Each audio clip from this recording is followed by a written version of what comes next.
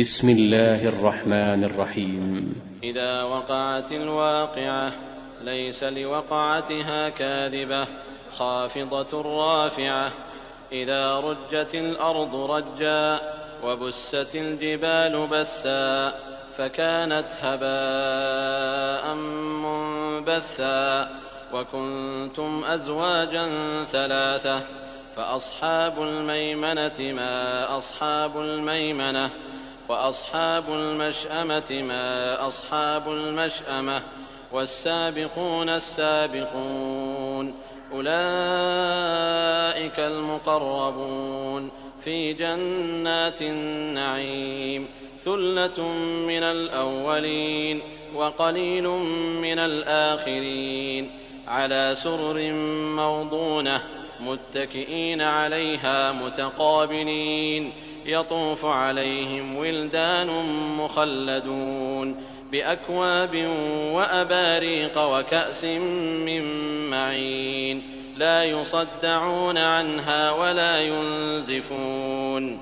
وفاكهة مما يتخيرون ولحم طير مما يشتهون وحور عين كأمثال اللؤلؤ المكنون جزاء بما كانوا يعملون. لا يسمعون فيها لغوا ولا تأثيما إلا قيلا سلاما سلاما. وأصحاب اليمين ما أصحاب اليمين في سدر مخضود وطلح منضود وظل ممدود وماء مسكوب وفاكهة كثيرة لا مقطوعة ولا ممنوعة وفرش مرفوعة.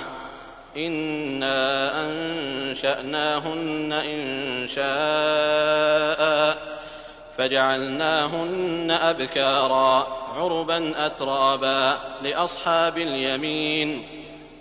ثلة من الأولين وثلة من الآخرين. وأصحاب الشمال ما أصحاب الشمال في سموم وحميم وظل من يحموم لا بارد ولا كريم. إنهم كانوا قبل ذلك مترفين وكانوا يصرون على الحنث العظيم. وكانوا يقولون أئذا متنا وكنا ترابا وعظاما أئنا لمبعوثون أو آباؤنا الأولون. قل إن الأولين والآخرين لمجموعون إلى ميقات يوم معلوم.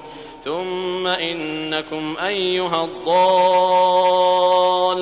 المكذبون لآكلون من شجر من زقوم فمالئون منها البطون فشاربون عليه من الحميم فشاربون شرب الهيم هذا نزلهم يوم الدين.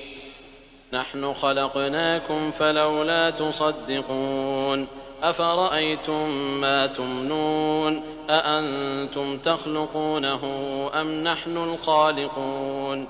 نحن قدرنا بينكم الموت وما نحن بمسبوقين على أن نبدل أمثالكم وننشئكم فيما لا تعلمون.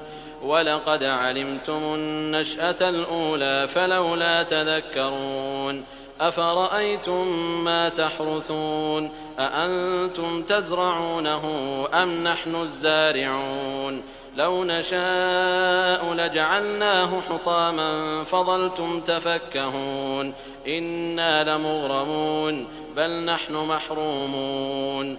أفرأيتم الماء الذي تشربون أأنتم أنزلتموه من المزن أم نحن المنزلون. لو نشاء جعلناه أجاجا فلولا تشكرون.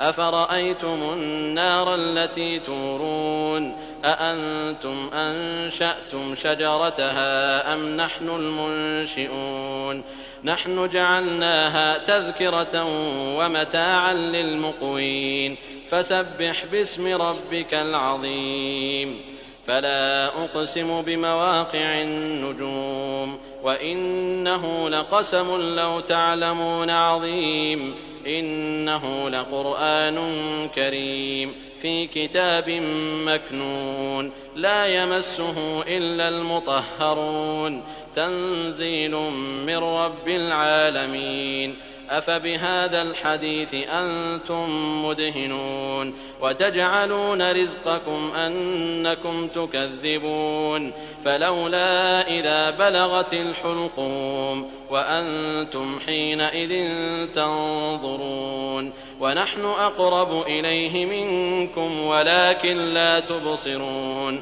فلولا إن كنتم غير مدينين ترجعونها إن كنتم صادقين فأما إن كان من المقربين فروح وريحان وجنة نعيم وأما إن كان من أصحاب اليمين فسلام لك من أصحاب اليمين وأما إن كان من المكذبين الضالين